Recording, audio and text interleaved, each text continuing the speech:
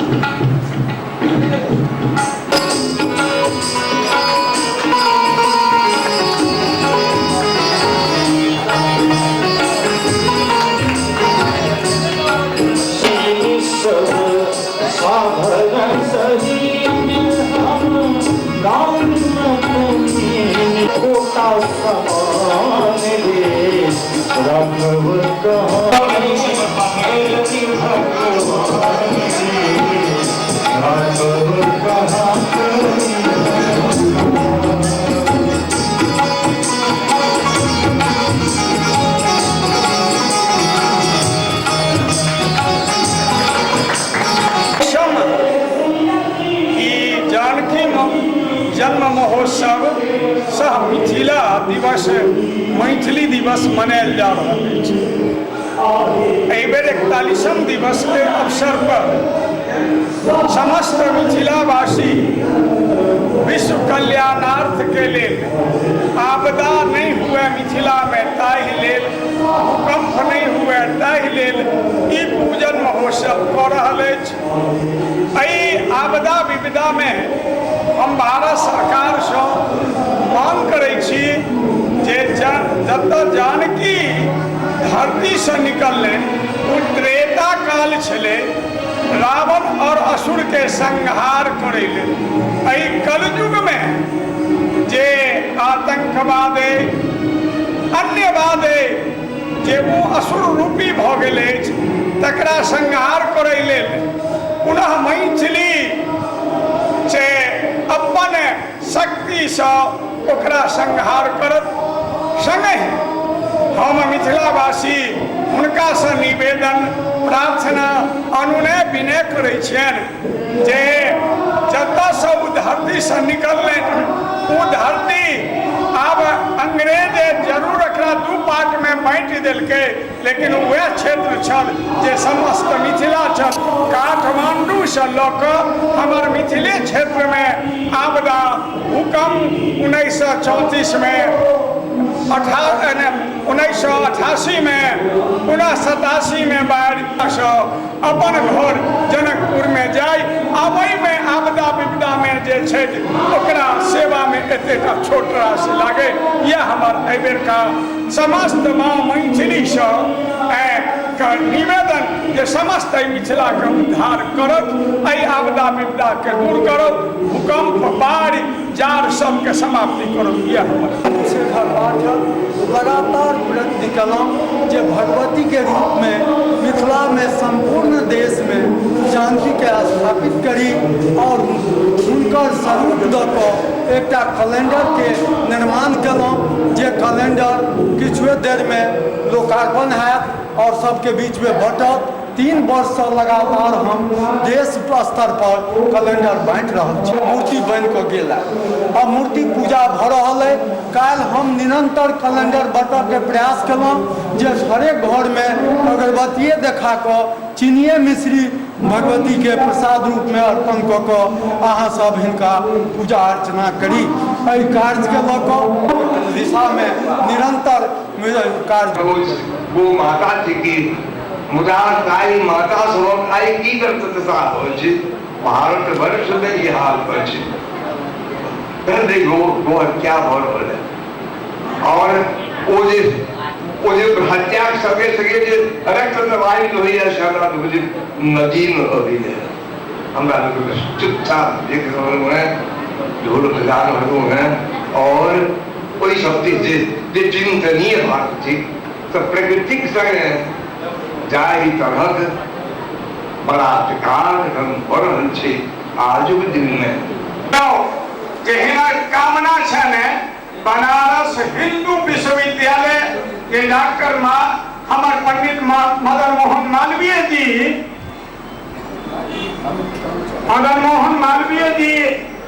के कामना आपई स्वरूप की हमारे विश्वविद्यालय के नेक में लाबै छै थी हम अहाँ लोकन के कहने छलहुँ निवेदन करबे जे अपन अतिथि के माल्यार्पण अनुसार विद्यापति सेवा संस्थानक महासचिव डॉक्टर बैजनाथ चौधरी बैजू पहले कहने रही जो अपना समय ले ख्याल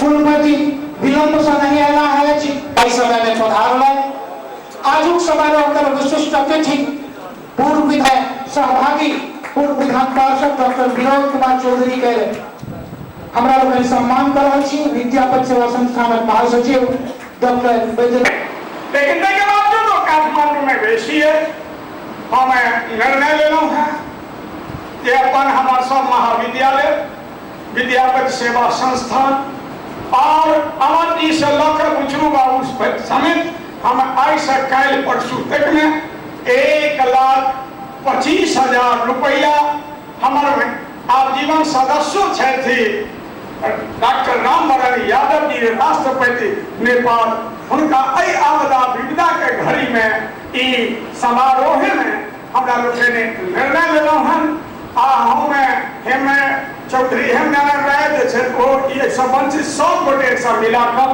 वो चेक हमें कोशिश करब जे कुलपति महोदय से फिर राय लें और दोनों कुलपति महोदय से निवेदन करबें जे विश्वविद्यालय में अय आपदा विविधा में सब गोटे सहयोग करे और शिक्षक के कम तोलब नहीं भेटी छै कई करोड़ रुपया भेटबे जेना हम सब तय कलहुँ कि हम केंद्र कोई कोताही नहीं हम करेंगे और ये नॉर्म्स अगर चेंज ना किए होते तो शायद किसानों को और दुख झेलना पड़ता और ये पैसा 75% केंद्र का होता है, 25% राज्य का। आगे हम इसे आपदा में 90% केंद्र का, 10% राज्य का होगा। ये भी उसमें गुणात्मक परिवर्तन करने जा रहे हैं। संघीय ढांचा है, संघीय ढांचा में हम जो भी करेंगे राज्य के द्वारा करेंगे, राज्य के साथ मिलके करेंगे।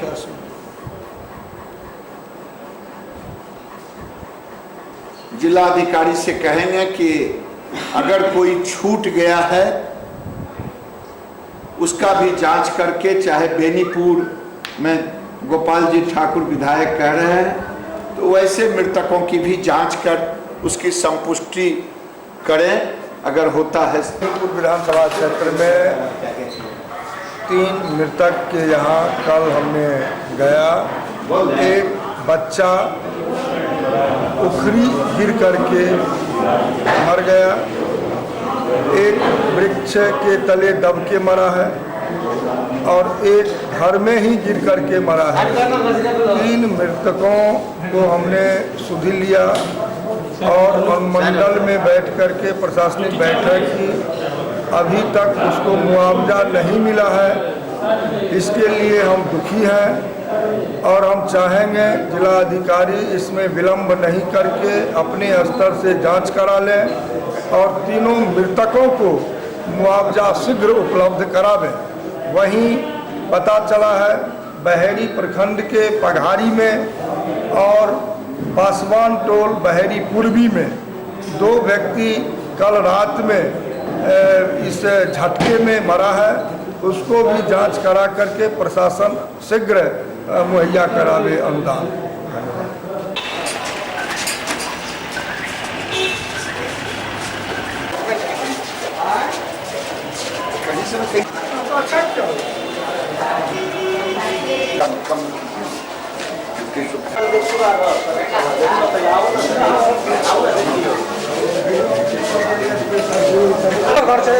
बढ़ामपुर बढ़ामपुर घाट बढ़ामपुर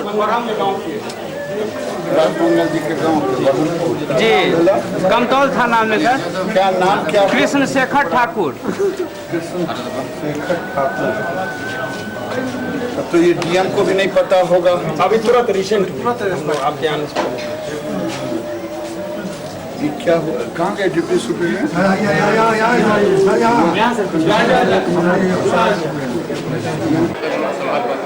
आपके खबर गिरा नहीं है, क्रैक है, गिरा नहीं पहले से जो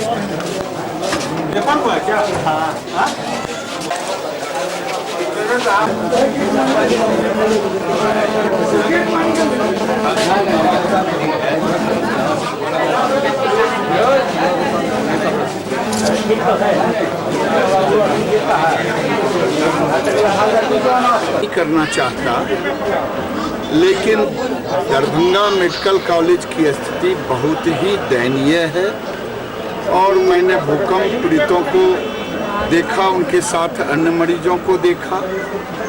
जो अवस्था है भवन से लेकर के चिकित्सा सुविधा का, वो संतोषजनक नहीं है।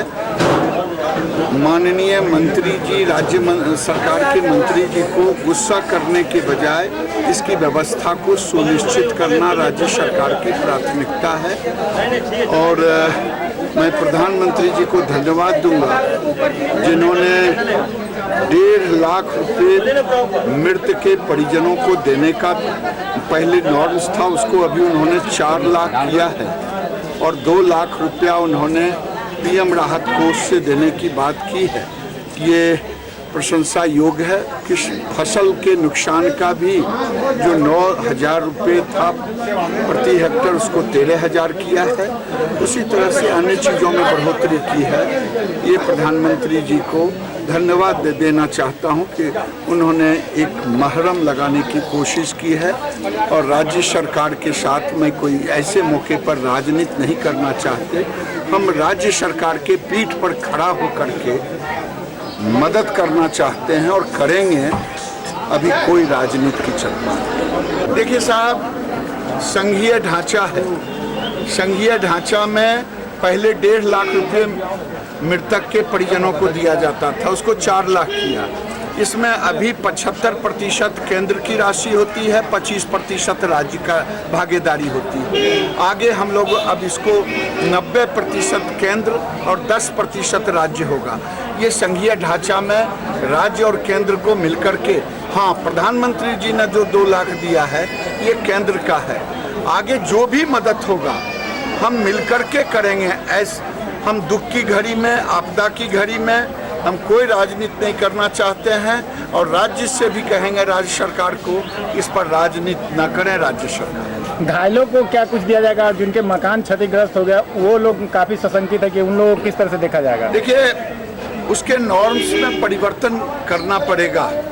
जो आपदा का नॉर्म्स है, जैसे प्रधानमंत्री जी ने 1.5 लाख से 4 लाख किया, फसल का 9,000 से 13,000 किया, वैसे घायलों को के विषय में भी नॉर्म्स में परिवर्तन करना पड़ेगा। यहाँ ये मेडिसिन वाला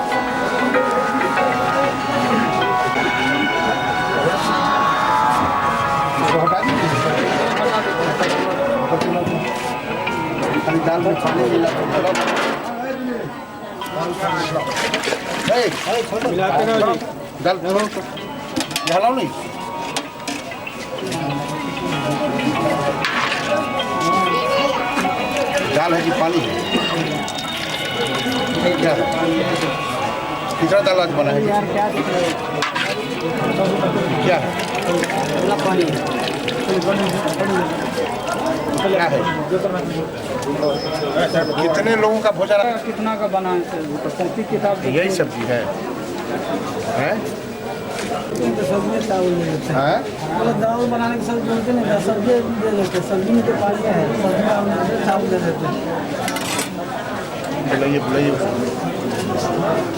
जी मंत्री महोदय, अभी भी देख रहे हैं जो मरीजों को खाना दिया जाता है, ये किस तरह का खाना दिया जाता है? क्या सरकार का मेनू है, क्या दिया जा रहा है?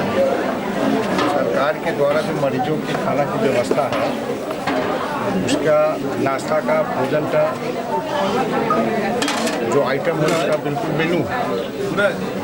और आज क्या मेनू है हम उसकी समीक्षा कर रहे हैं। आप ये ले आइए जो कितने आदमी का खाना बनवाया है, ये मेनू हम मंगवा रहे हैं। जितने आदमी का खाना बनवाया है, कितना कौन चीज़ दिए हैं, जो चावल रिकॉर्ड है ना? हम इसकी भी जांच वो भी करवाते रिकॉर्ड हैं। लेते आइए कि कितना आज चावल कितने दिए हैं, मरीजों का कितना खाना दाल बना दिए हैं, कितना सब्जी दिए हैं, क्या वैरायटी है, कितना आदमी का सबका खाना समीक्षा हम लोग बनवाया कर रहे है, हैं। और 50 और रुपये का जो भी बिल जो है कर्मचारी वो और मिलना पदाधिकारी इसमें दोषी पाए जाएंगे, अविलंब उस पर सख्ती से कार्रवाई की जाए। चाहिए। अभी दाल सब्जी देखें तो कैसा लग रहा है आपको? नहीं, हम दाल सब्जी और चावल से संतुष्ट नहीं हैं। और हमको लगता है कि ये सार्वजनिक दुकान का ही ये चावल है, लेकिन जो सरकार का दर है चावल मुहैया कराने का, वो चावल उपलब्ध नहीं है। इसलिए हम चावल का भी नमूना मांग किया है और जो खाना का मेनू है उसकी भी हमने मांग किया है। कंट्रोल का चावल आपको लग रहा है? हाँ बिल्कुल, कंट्रोल की चावल बिल्कुल। लेकिन ये बरसों से चल रहा है, आज आप देखे हैं तो क्या लग रहा है जी सब घर में नहीं फंसना चाहेंगे, लेकिन सरकार का नियत बिल्कुल स्पष्ट है और सरकार का जो नियमावली है और ख़ास करके मरीजों के लिए जो खाना का व्यवस्था है, नाश्ता और जलपान का जो व्यवस्था है, उसमें कई प्रकार के मेनू को मिलाकर के ये तैयार किया गया। लेकिन आज के स्थिति में जो सब्जी का रंग है, सब्जी का जो स्वाद है, चावल का जो वैरायटी है, वो हम पसंद नहीं करते हैं। हम समझते हैं कि इतना घटिया किस्म का चावल उपलब्ध हुआ कहाँ, इसकी जांच हम करने के लिए। सर, इसका अप्रूवल आपको तो इसके द्वारा जो यह खाना का जो योजना है व्यवस्थित महीना में, और सरकार निश्चित रूप से गंभीर है और खास करके पाँव में चप्पल नहीं है, शरीर पर वस्त्र नहीं है और काफ़ी जिम्मेदारी के साथ बिहार सरकार ने यह निर्णय लिया कि उसको 100 समय नाश्ता का उपलब्ध कराना है, 100 समय अच्छे भोजन उसको देना है ताकि उसके स्वास्थ्य पर किसी प्रकार का गड़बड़ी का आरोप नहीं। और हमको यह शंका पहले से भी थी और हम आते हम सबसे पहले हम अपने दरभंगा जिला के जिलाधिकारी से भी हमने कहा कि जरा खाना हम लोग देख लें, और चूंकि खाना खाने का वक्त था इसलिए हम पहुंच भी गए। जो लोग खाना नहीं लेते हैं उनको फल दिया जाता है, लेकिन फल भी जो आइटम है नाश्ता का, जलपान का और भोजन का, उस पर जो सरकार की राशि खर्च होती है वो बिल्कुल हम शुद्धता देखना चाहते हैं, चाहे वो जलपान में हो या खाना में हो। मेन्यू भी कहीं क्लियर कर देना है क्या, बोर्ड लगा के? और मेनू बिल्कुल प्रति दिन अंतर करता है। और सिर्फ कद्दू का ही सब्जी उसको देना नहीं है। मेनू जो बनाए जाते हैं, जो प्रबंधन है बिहार सरकार का, उसके तहत जो मेनू तैयार हुआ है, हम उस मेनू की भी जांच करेंगे और ज़रूरत हम समझेंगे तो विभिन्न वार्ड में जो पेशेंट यहाँ पड़े हैं, हम उनसे भी जानकारी प्राप्त करेंगे। और वो यदि सहमत हैं कि हमारा खाना सही मिल रहा है, तब तो मैं मान के चलूँगा कि ये सही है। लापरवाही दिख रही प्रथम दृष्टया में, और यदि लापरवाही हमें मिला है तो हम निश्चित रूप से कार्रवाई भी करेंगे। अभी आपने देखा तो लापरवाही कहीं नजर आ रही है। हाँ, बिल्कुल बिल्कुल। मीनू लगाने का भी प्रावधान है। कौन कहाँ है? हेलो, चलो तुम वहाँ पैसे के पास चलो।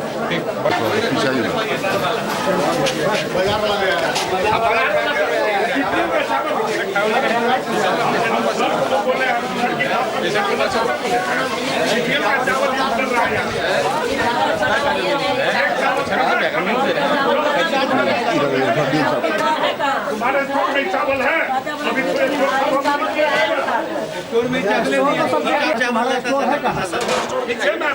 स्टोर कहाँ है तुम्हारा? स्टोर में चावल है ना तुम्हारे पास? सही बोलेगा तुमने तो जेल भेजेंगे। हम झूठ कभी नहीं बोलते। और ये चावल तुम्हारे स्टोर में है? हाँ वो है। ये चावल बना है वहाँ? हाँ यही सब बनता है सर, हम झूठ कभी नहीं बोलते। का चावल बनता है, पढ़ाते होंगे। और कभी झूठ नहीं बोलेंगे, ये मेरा बच्चा आता है। हम लोग जानते हैं कि आपके केरल का चावल बनता है, केरल का चावल बनता है।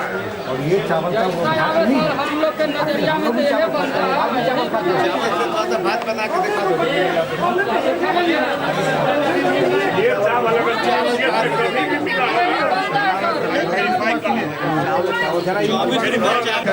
मैंने जो हॉस्पिटल में खाना दिया जा रहा है उससे आप संतुष्ट नहीं है?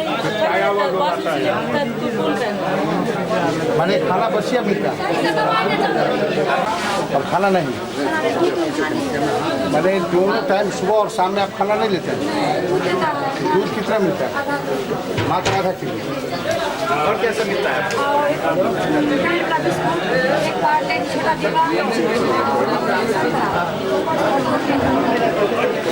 क्या मिलता है? नहीं लेते। खाना नहीं मिलता है।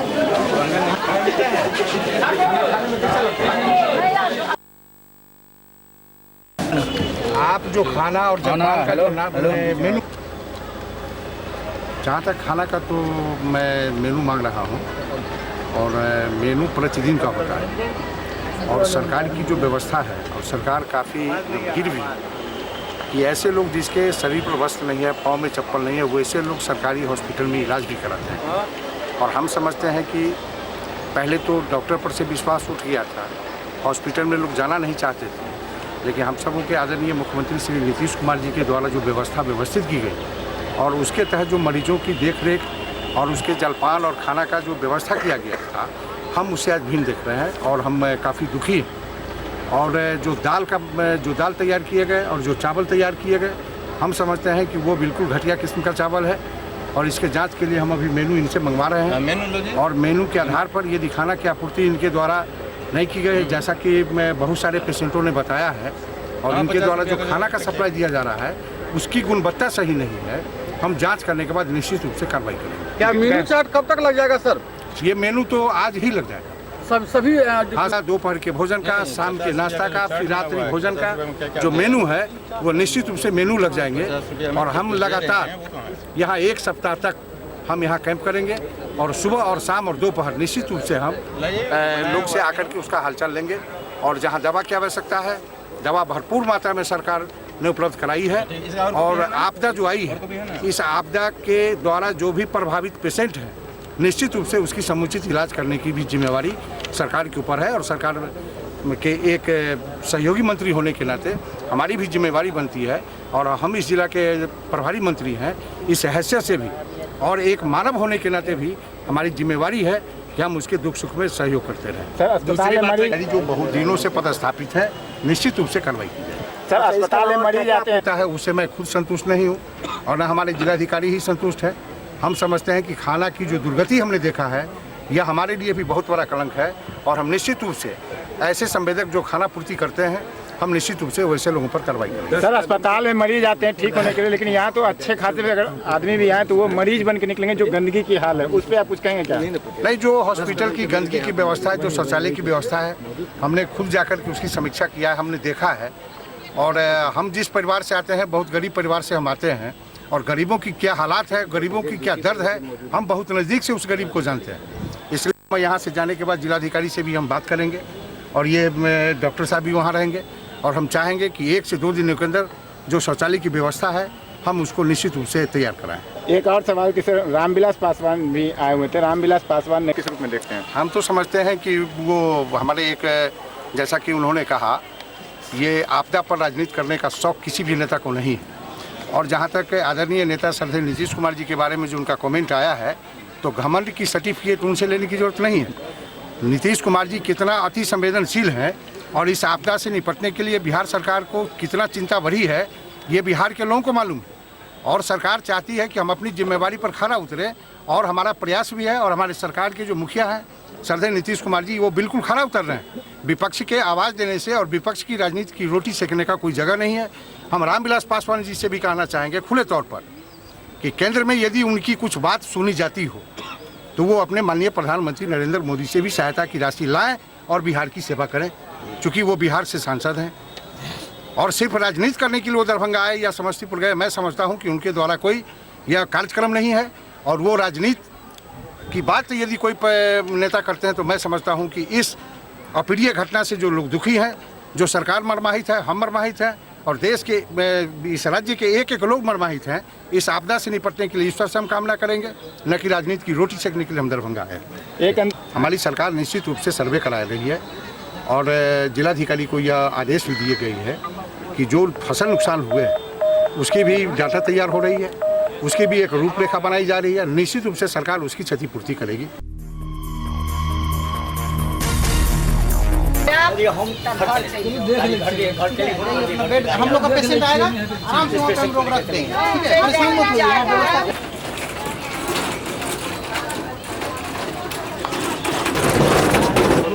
इन लोगों को कहाँ शिफ्ट करवा रहे हैं?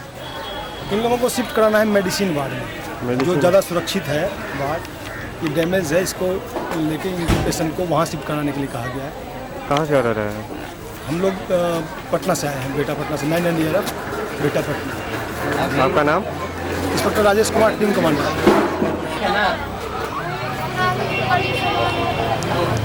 सामान एक जगह लाइए, पेशेंट को नापी है, लाइए स्ट्रेचर लाइए, वहीं रेस्ट होगा। इन लोग जहाँ पे डॉक्टर है वहीं जाइएगा ना, सब डॉक्टर उधर ही है, अब घबराइए मत। आपका मर्जी है, डॉक्टर है भाई, आपका मर्जी है। उसको भी लेंगे, पहले आप उठाइए ना, उठाइए, आप उठाइए। ये कोई चादर दे दीजिए, बाकी सब सामान अपना रेडी कर लीजिए। एक चादर दीजिए, इसमें गरम है, सामान सब रेडी कर दिया। ये बेड आराम से खुद उठ के जाएंगे।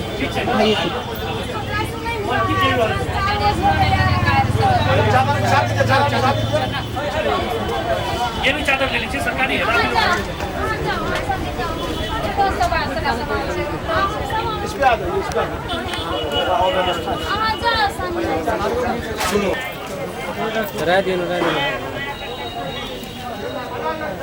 हुआ था ये घटना? नहीं सर, जमीन के बारे में नहीं हुआ। कैसे हुआ था घटना ये? जो औरत हमारा जा रहा था ना, उसको फिर उन लोग छेड़छाड़ किया। किसने छेड़ा था? रघुनाथ साहब, उसका लड़का। कहाँ का रहने वाला है रघुनाथ साहब? शिवराम का। उसी पर हम लोग गए तो शुरू कर दिया मारपीट। हम लोग को मार बैठा, रोड रखा था वो लोग। हम लोग सीओ को ठीक से तारीख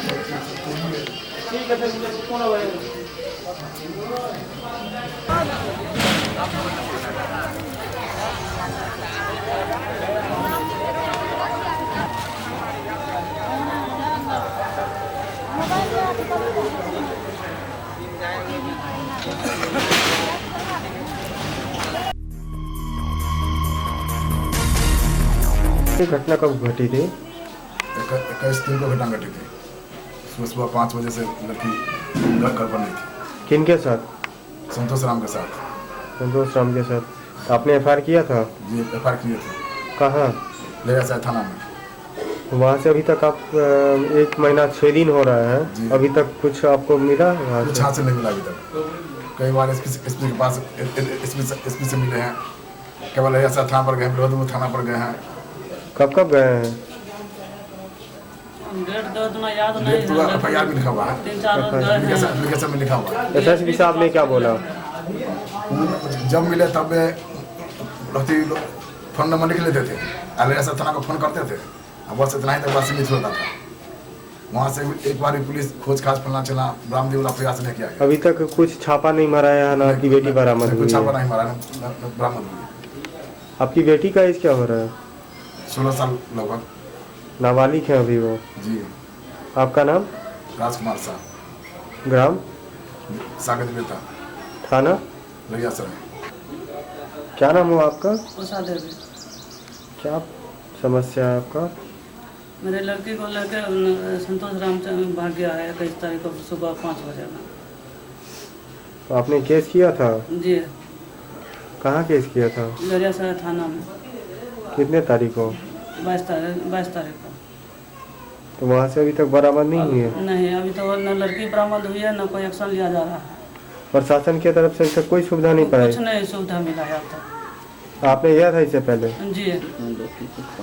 हम लोग कई बार गए हैं, DSP साहब के पास भी गए हैं, SP साहब के पास भी गए हैं, दरोगा साहब के पास भी गए हैं, लेकिन कोई एक्शन नहीं लिया, कोई सुविधा नहीं मिला है आज तक।